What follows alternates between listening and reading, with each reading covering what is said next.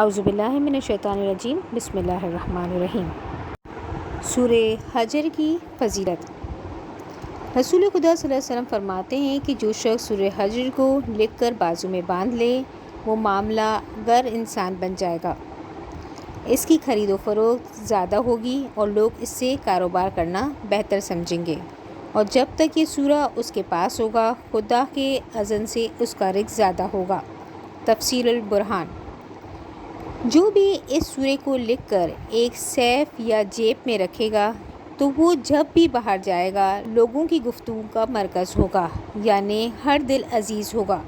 رسول خدا۔ تفسیر البرہان۔ زعفران سے اس سورہ کو لکھ کر اس کا پانی کسی دودھ پلانے والی ماں کو پلانے سے اس کا دودھ زیادہ ہو جائے گا۔ مجاربات امامیہ۔ اس سورہ میں کچھ پیغامات ہیں جن میں سے چند یہ ہیں: خدا کے دیے ہوئے تمام احکامات پر عمل کرنا چاہیے ورنہ شیطان کا انجام یاد رہے۔ خدا کے احکامات کا مذاق اڑانا سخت عذاب کا باعث ہے۔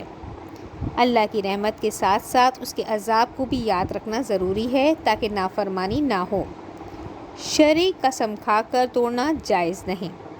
اللہم صلی علی محمد و آل محمد۔